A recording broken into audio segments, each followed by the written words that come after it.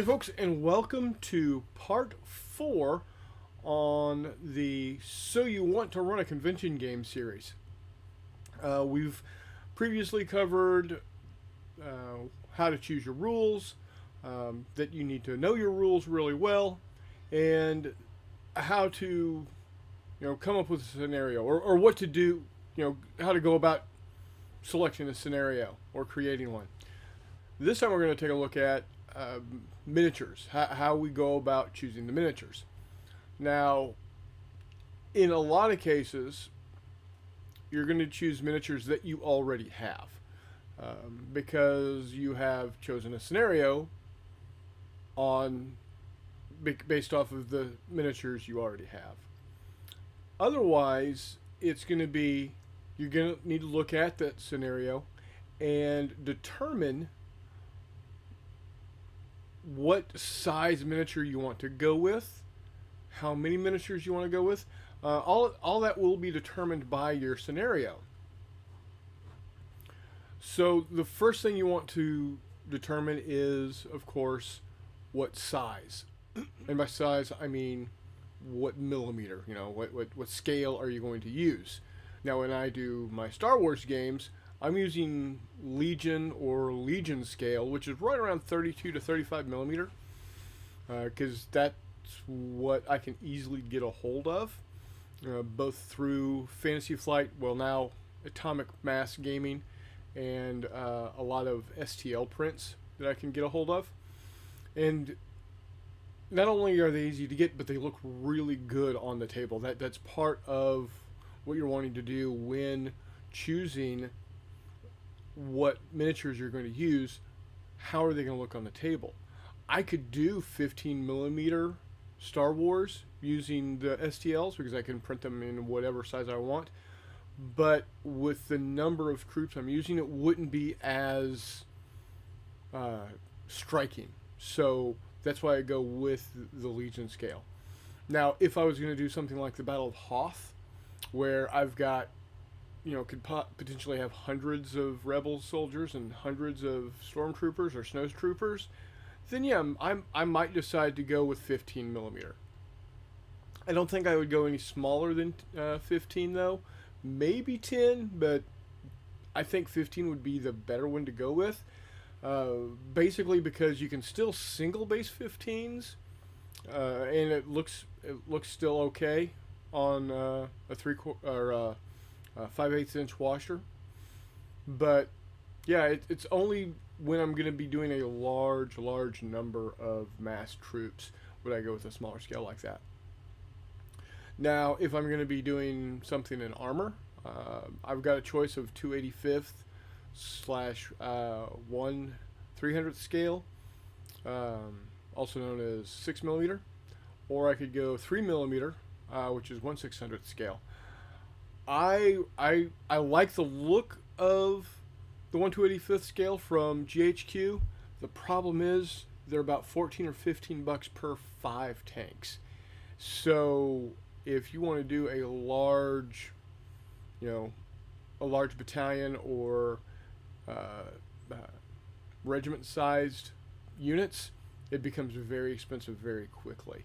Now, I was lucky in that I got a lot of my tanks really early when they were still like 10 bucks for 5. Still not a great price. You're still looking at $2 per model, but it's better than $3 per model right now. I was introduced to Pico Armor 3 millimeter a while back, and you can't go wrong with that. You're getting 15 models for $4.75. So I'm going all in on those.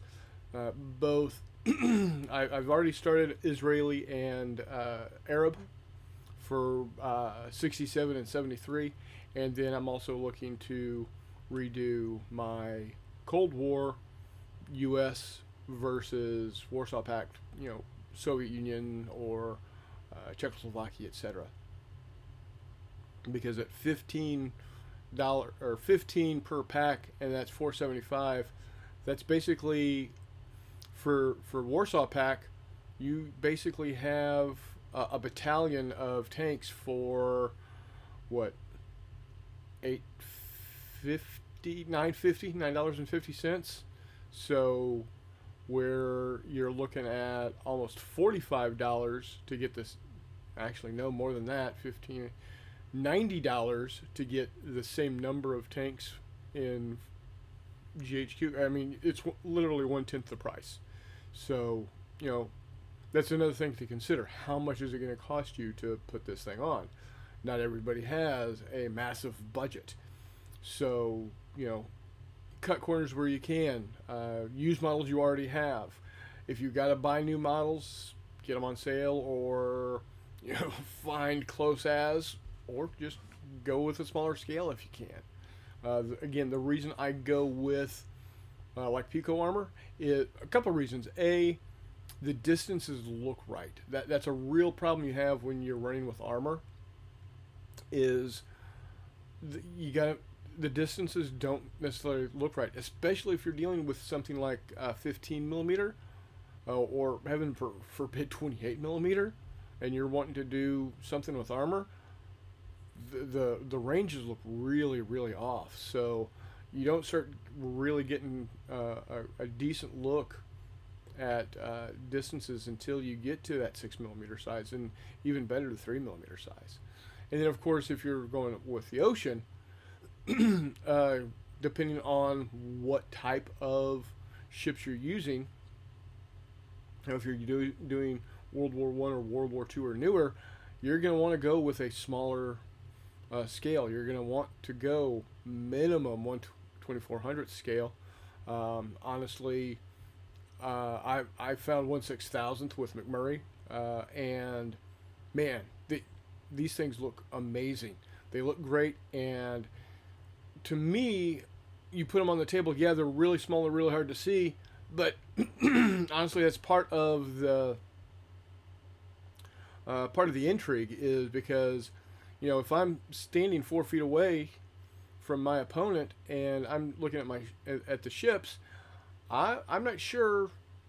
I want to shoot at the large battleship, down that way. I don't know if that's the Bismarck or the Tirpitz, or I don't know real distance, so I don't know if that's the Gneisenau.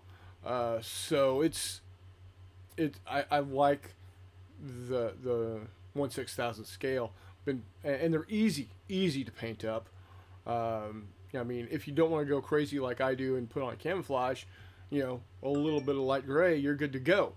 So yeah, that's going to be the way you want to happen there. And then I would not go.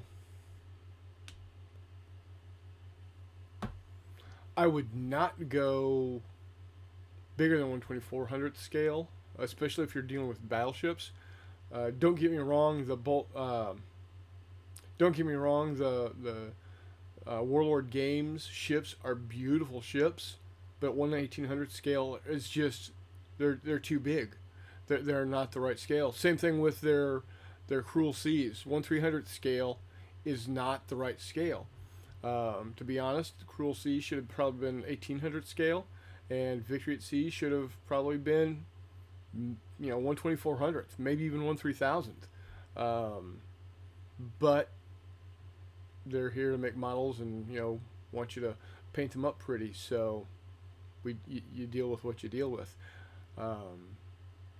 But yeah, that's what you're some of the decisions you have to make.